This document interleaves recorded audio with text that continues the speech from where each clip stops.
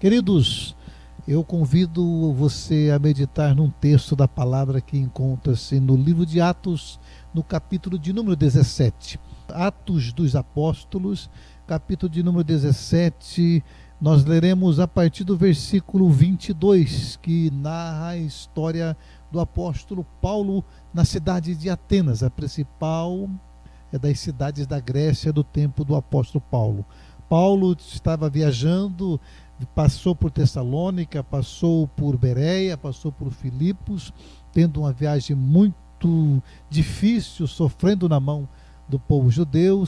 E Paulo, querido, o último dos apóstolos, chega então à cidade grega de Atenas, e ali a partir do versículo 22 ele diz assim, a palavra do Senhor sobre a viagem de Paulo.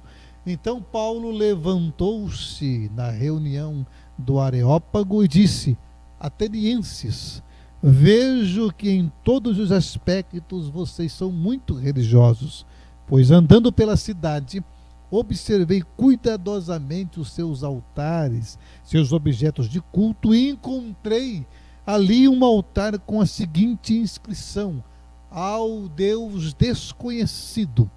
Aí Paulo começa a dizer algo extraordinário. Ora, o que vocês adoram, apesar de não conhecerem, este eu lhes anuncio. O Deus que fez o mundo e tudo o que nele há, é o Senhor dos céus e da terra, e não habita em santuários feitos por mãos humanas. Ele não é servido por mão de homens como se necessitasse de algo, porque Ele mesmo é quem dá a todos a vida, a respiração e todas as demais coisas. De um só fez Ele todos os povos para que povoassem toda a terra, tendo determinado os tempos anteriormente estabelecidos e os lugares em que deveriam habitar. Deus fez isso para que os homens o buscassem e talvez, tateando, pudessem encontrá-lo, embora não esteja longe de cada um de nós. Aí ele diz esse versículo extraordinário, que eu sou apaixonado por ele. Diz assim: pois nele, isto é, nesse Deus desconhecidos aos atenienses, pois nele vivemos, nos movemos e existimos. Amados, Paulo passa pela cidade da Grécia e, estando ali alguns dias pregando em suas praças, principalmente na praça do mercado, Paulo trazendo a mensagem de Cristo e do Cristo vivo na cidade da filosofia, no centro acadêmico da filosofia grega, do mundo de então, no lugar onde nasce todas as demandas e todas as propostas políticas, democráticas, filosóficas, nas escolas dos filósofos. Paulo, nessa cidade, ele começa a caminhar por ela e percebe muitos altares a deuses. Pasmem, mas em Atenas tinha mais de 30.000 altares a deuses, e neles as oferendas, os sacrifícios, alguns com as orações, outros com os alimentos consagrados àqueles ídolos. E diante dessa multiplicidade de deuses, o coração do apóstolo Paulo não aguenta, ele começa a falar, ele começa a pregar, ele começa a ensinar, e nisto ele é convocado honrosamente para ir ao Areópago. Que Areópago é esse? Areópago era o lugar onde se reunia os inteligentes e filósofos gregos, e Areópago também era o nome dado ao tribunal que pertenciam esses catedráticos. E Paulo honrosamente vai a essa colina onde ficava as bancadas, as arquibancadas escavadas na pedra, e um pouco mais elevados as cadeiras dos filósofos principais estavam ali escavadas também na rocha. A verdade é que ali era o lugar da democracia da fala. Eles convidam Paulo para ouvi-lo, porque ficaram sabendo que Paulo estava pregando um outro Deus desconhecido, uma outra proposta. E como democráticos que eram, convida Paulo para falar diante deles e nesse lugar específico chamado Areópago. E Paulo, diante disso, na sua sabedoria, ele: olha, eu vejo que vocês são extremamente religiosos. E são tão religiosos que na diligência de não deixar algum Deus que porventura ficasse de fora e algum turista chegasse e não tivesse um lugar para sacrifício, eles fizeram um altar dizendo: esse altar é dedicado ao Deus desconhecido. Aí Paulo fala: olha, esse Deus desconhecido que vocês honram e que vocês dão oportunidade para que seja honrado, é esse Deus que eu lhes prego, é esse Deus que eu lhes anuncio, é esse Deus que eu trago como propositivo nesse momento e digo em alto e bom som diante de vocês, que embora sejam inteligentíssimos, catedráticos, formados, filósofos, mas ainda não tiveram a percepção correta, porque esse Deus não é um Deus que se investiga, esse Deus não é um Deus que se disseca, esse Deus não é o Deus que faz teste em laboratório, esse Deus é o Criador dos céus e da terra. E talvez se fosse hoje, Paulo diria: olha, é Ele quem dá a vida, a respiração e todas as demais coisas, a tudo que existe nos céus e na terra. Se fosse hoje, talvez Paulo diria: esse é o Deus conhecido, na verdade é um Deus que não existe. Porque fato é, meu amado, escute, olha aqui para mim, fato é que Deus não existe. Que isso, Paulo? Verdade, Deus não existe. Você pode estar pensando: o Paulo entrou na pura heresia mesmo. Deus não existe. Essa é a verdade. Por quê? Deus não existe, amado, porque só existe quem é criado, só existe aquilo que é formado, só existe aquilo que foi buscado e dado corpo, dado sentido de algo que já existia. Deus não existe, Deus é. Aleluia, Ele é para todo sempre, Ele é de eternidade a eternidade. Deus é a causa não causada, porque nele configura todas as coisas, nele se inicia todas as coisas, mas ele não tem início, ele é para todo sempre o nosso Deus maravilhoso. Aleluia. E é esse Deus que Paulo anuncia, amados, na capital da filosofia, é esse Deus que nós também pretendemos te falar e falar nessa noite. O apóstolo Paulo diz: veja bem, é nesse Deus que não existe, que é, e é para todo sempre, esse Deus que é o alfa e é o ômega, isto é, a primeira letra e a última letra do alfabeto grego. É esse Deus que talvez vocês tentam agradá-lo edificando o altar, mas é esse Deus que não precisa de altares e nem de templos para ser cultuado, porque ele está tão próximo que talvez tateando, vocês não conseguem enxergar, não conseguem perceber, mas ele está dentro, ele está à disposição, porque ele é a despeito de todas as coisas. É esse Deus que não existe, mas é, e que não se enquadra na filosofia grega e também não se enquadra no caixotinho da teologia, porque se Deus estivesse preso à teologia, Deus seria menor que a teologia, porque aquilo que o prende certamente seria maior, aquilo que o segura certamente seria maior. Esse Deus que é tão extraordinário, que dá a todos a vida, a respiração e todas as coisas, é um Deus que não se prende e não se limita nem sequer à Bíblia, o nosso livro sagrado, que cremos ser a palavra dele. A palavra é dele, mas ele não fica preso à Bíblia, ele age além dela, porque ele é para todo sempre. A Bíblia diz que diante dele, Isaías olha e diz que todas as nações, amados, pasmem, todas as nações são diante dele menos do que o nada. Mas nada já é nada, e menos que o nada é assim, porque Deus é tudo e nós somos menos do que o nada. Aleluia. Aí, amados, eu trago para você nessa noite uma proposta de compreensão da grandeza desse Deus que é, esse Deus que é tudo, esse Deus que deu a vida para você, esse Deus que dá o fôlego de vida para você, esse Deus que supre as suas necessidades, esse Deus que na verdade faz nos conscientizar que nós não nos bancamos, nós não conseguimos nos bancar, não tem autonomia, não tem autossuficiência, nós dependemos de Deus. Aleluia. E essa é a beleza do Evangelho. O apóstolo Paulo diz: olha, é nesse Deus, queridos gregos, é nesse Deus que é Senhor sobre os céus e a terra, é nele que nós vivemos, nos movemos e existimos. Não há vida fora de Deus. Porque todas as coisas, toda a vida origina-se em Deus. Não há vida.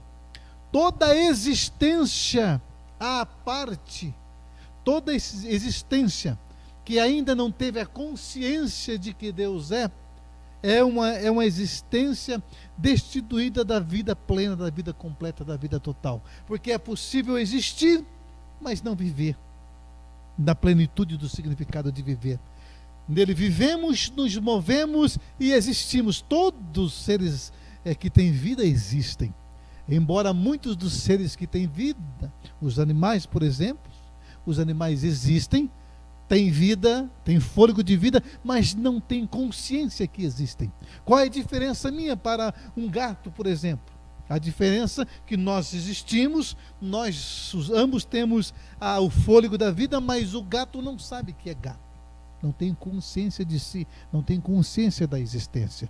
Mas eu sei quem eu sou, de onde eu vim e para onde vou. E aliás, essas são as grandes perguntas da vida. Quem é você? De onde você veio?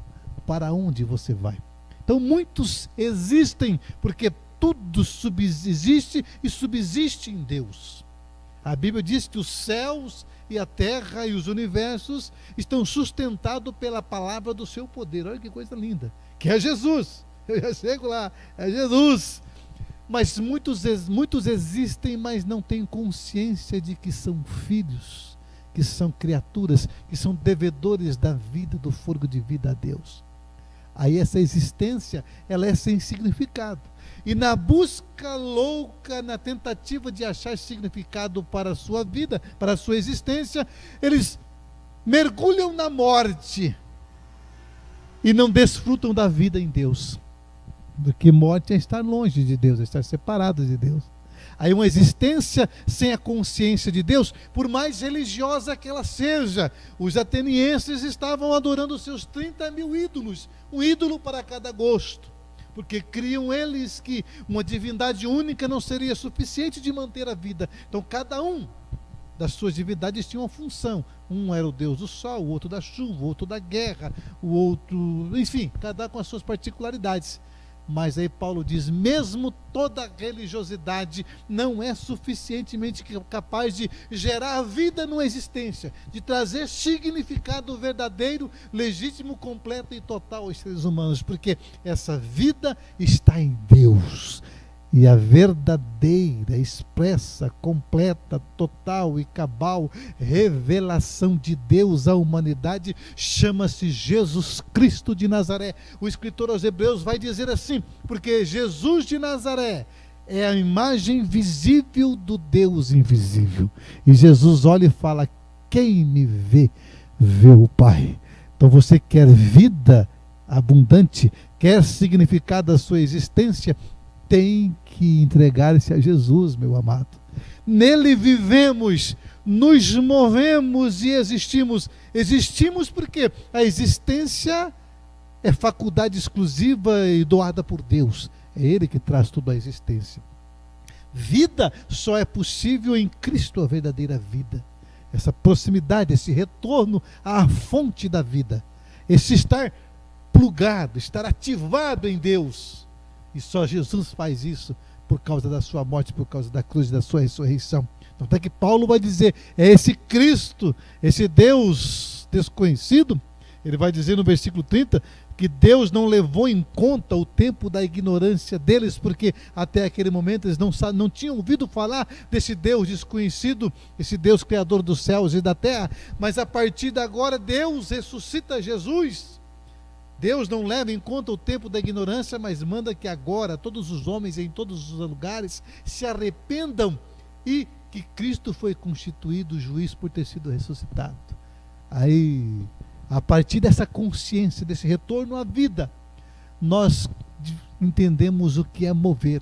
Nele vivemos, nos movemos, significando que todos os movimentos da nossa vida, amados, todos os movimentos espirituais, os movimentos psicológicos, os movimentos mentais, os movimentos de ser, toda a evolução da nossa vida que vai nos levando a ser como Cristo, até isso, até essa movimentação do ser, dentro de si, na sua exterioridade, nos relacionamentos, que os verdadeiros movimentos que produzem vida e que produzem transformação são feitos e acontecem em Deus. Aleluia. Aí eu vejo o trabalhar extraordinário ao dizer que nós seremos visitados e habitados por Ele, o Pai e o Espírito. Porque é o Espírito, que a palavra Espírito é pneuma, nós vamos começar a falar sobre isso nas próximas lives, em março. O Espírito, a palavra pneuma é vento, é movimento, é sopro, é aquele que trabalha sem ser percebido, mas é esse movimento feito em Deus. Nele vivemos, nos movemos e existimos. E eu pergunto para você, amado irmão, amada irmã, você tem existência, porque se você está me assistindo, me ouvindo nesse momento, você tem as faculdades de um vivo. Você existe. Agora eu pergunto, você tem vida? Augusto Cury vai dizer que pior do que a morte é a ausência de vida. É por isso que muitos desistem da vida, porque perderam o significado da existência. Porque a existência sem vida é pior do que a morte. Eu pergunto, você vive? Ou seja, os movimentos que você produz são movimentos de vida, movimentos de paz, movimentos de alegria, movimentos de compaixão, movimentos de generosidade, movimentos de doação, movimentos de aconchego, movimento de acolhimento, movimento de abraço, movimento de consolo, movimento de encorajamento para a vida. Os movimentos que você tem produzido estão em Deus, amados. Porque quando eu tomo essa consciência que nele eu vivo, movo e existo, aí eu passo a confiar nele e ele começa a produzir tudo isso em mim, em nós. Não há mérito nosso. Tanto é que a solução para a verdadeira vida é morrer. Por isso que Jesus disse que tinha que tomar a cruz, seguir a cada dia. Cruz é morte. Morte para si mesmo. Morte para o ego, morte para a minha vontade. Porque quando eu entendo isso, a vida brota do meu ser. Porque eu permito que Deus produza em mim tudo quanto Ele deseja produzir. Paulo disse que estava propondo aos atenienses, aos grandes entendidos, inclusive os principais filósofos, uma proposta de um Deus que era desconhecido para eles, mas que poderia ser conhecido. E talvez, meu amado, nós tenhamos que apresentar essa proposta urgentemente no Brasil, porque me parece que muitos de nós estamos adorando um Deus desconhecido. Temos sacrificado em altares que não é o altar do Deus verdadeiro, porque o Deus verdadeiro não carece nem mais de templo, nem mais de sacrifício, mas Ele quer uma vida rendida, consciente da dependência dEle. É preciso urgentemente pregar essa mensagem nos nossos templos evangélicos do nosso país, onde parece que se sacrifica tantos deuses que não tem nada a ver com o Deus e Pai de nosso Senhor e Salvador Jesus Cristo. E a proposta nossa nessa noite é que é possível se conscientizar que é Ele quem dá a todos a vida, a respiração e todas as coisas. Dependa de Deus, apenas dEle. Porque na cruz do Calvário, esse Deus em Cristo Jesus trouxe à existência a possibilidade da vida eterna. Porque na cruz do Calvário, esse Deus, através de Cristo, Ele nos liberta da inutilidade e da possibilidade de cairmos na inexistência, de deixarmos de ser quem somos. Porque há aqueles que não têm essa consciência, que não rendem a esse amor. A verdade é que, findando esta vida, vão cair na inexistência. E isso é um inferno terrível, pior do que todo fogo que se projeta ter nele. Mas esse Deus em Cristo Jesus, através da cruz do Calvário, é esse Deus que possibilita em nós movimentos novos, movimentos que nos redirecionam, movimentos que são mais altos, que nos levam a lugares mais altos do que nós imaginamos, porque na cruz do Calvário esse Deus faz nova todas as coisas, primeiro em nós e um dia definitivamente, quando findar esta era, esse tempo onde o reino será definitivamente estabelecido. E é esse Deus que não existe, eu repito. Esse Deus que não existe, esse Deus que é. É esse Deus que não dá para explicar. Porque se eu explicar Deus, eu sou maior que Deus. Eu não quero tentar explicar Deus, eu não quero tentar falar das profundidades de Deus, porque a profundidade das riquezas, quanto do conhecimento, quanto dos caminhos do Senhor.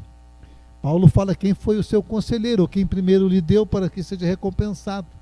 Aí diz que dele, por ele, para ele são todas as coisas, glória pois a ele eternamente. Se eu fosse explicar Deus, eu seria maior que Deus.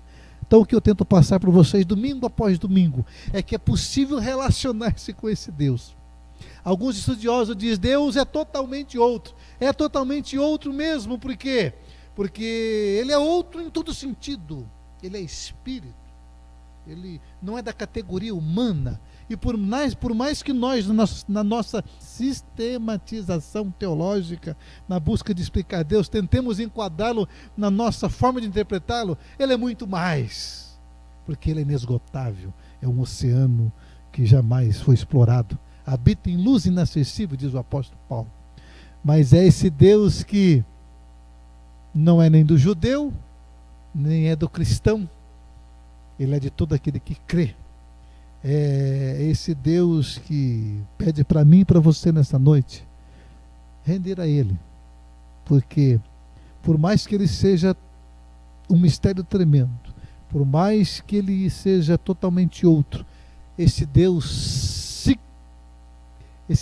quis se revelar, quis se manifestar em Cristo Jesus. Quer conhecer Deus? Renda-se a Jesus de Nazaré. Ele é o Deus verdadeiro. Aleluia.